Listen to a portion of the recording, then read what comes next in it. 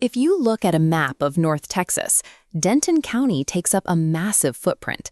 It stretches from dense urban centers all the way out into raw, undeveloped wilderness, holding 10 vastly different destinations inside its borders.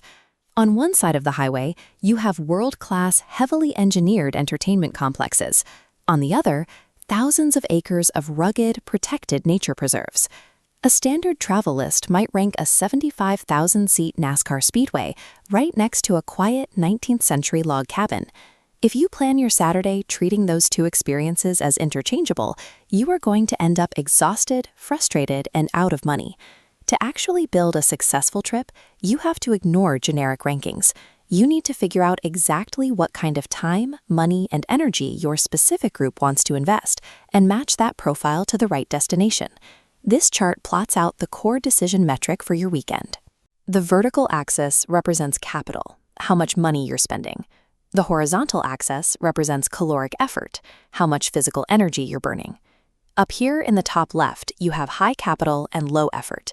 You pay a premium, but in exchange you get highly curated, weatherproof entertainment where all the variables are controlled for you. Down in the bottom right, you have high caloric effort and low capital. These experiences cost almost nothing financially, but they demand serious physical stamina and preparation. Pinpointing exactly where your family or friends want to land on this chart is your best defense against severe itinerary whiplash. If your group wants high-sensory, elite entertainment and isn't worried about budget constraints, you fit the premium thrill-seeker profile. At the extreme end of this scale is Texas Motor Speedway. The inputs here are heavy. You're buying premium tickets, and you have to navigate massive race day parking logistics alongside tens of thousands of other people. The outcome matches the investment. You get access to a 75,000-seat facility hosting premier NASCAR and open-wheel racing spectacles. If you want thrills on a slightly different scale, Grandscape in the Colony operates on an a la carte model.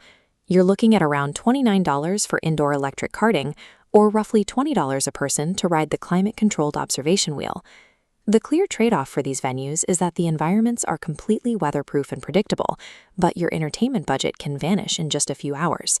You are explicitly trading heavy financial capital for guaranteed adrenaline-fueled outcomes.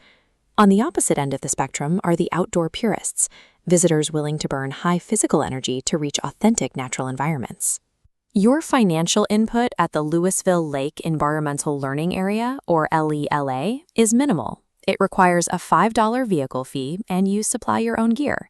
This entry gives you access to 2,600 acres of uncrowded wilderness, miles of river for kayaking, and rare birding ecosystems. The trade-off is strict. There are 0 modern conveniences, a mandatory no pets rule to protect the wildlife, and you are totally vulnerable to the Texas weather. You'll find a similar ratio at Ray Roberts Lake State Park. Navigating its grueling 22.5-mile North Shore Trail demands serious physical effort for an authentic camping and hiking payoff. This track requires absolute self-reliance and stamina. If you have both, you get premium natural assets for pennies. For groups requiring safe, highly structured environments that demand a moderate capital investment, you fall into the family-first planner profile.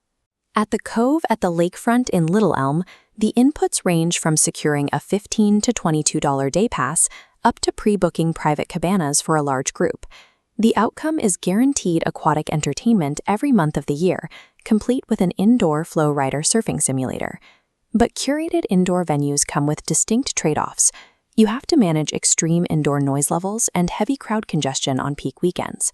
There are seasonal alternatives, like the exotic animal interactions at Sharkarosa or the massive fields at Texas Tulips, but these require meticulous timing, as they only operate on weekends or during very brief seasonal blooms. This route guarantees consistent engagement for children, provided you perfectly align your schedule with seasonal windows and advance bookings. Finally, the cultural wanderer profile is for visitors seeking low-effort, moderately priced experiences focused on local history and aesthetics. The primary input for historic downtown Denton Square is simply navigating the urban street parking and walking between independent venues. Your reward is a dense concentration of preserved 1896 architecture, deep local flavor, and legendary community institutions like Babe's Chicken Dinner House. The trade-off is accepting a slow, unstructured pace. You're browsing, not racing, and you will likely encounter urban congestion on busy weekend nights. You swap the manufactured adrenaline of the speedways for a relaxed, self-guided exploration of authentic regional culture. Trying to force these different visitor profiles together is exactly how you end up with itinerary whiplash. The cardinal rule for Denton County is simple. Never attempt to mix a hyper-curated mega-complex with raw wilderness on the exact same day. Look at your constraints. If financial capital is tight, you pivot immediately to LLEA, Ray Roberts, or the Denton Square. If avoiding the extreme Texas heat or heavy rain is your primary concern, you invest the heavy capital to stay indoors at Grandscape or the Cove. And always check your group's physical stamina. Ensure the people you're traveling with actually want to exert the energy required by the quadrant you've chosen. Travel is an investment. By perfectly matching your specific constraints to these locations, you guarantee the maximum possible return on your weekend.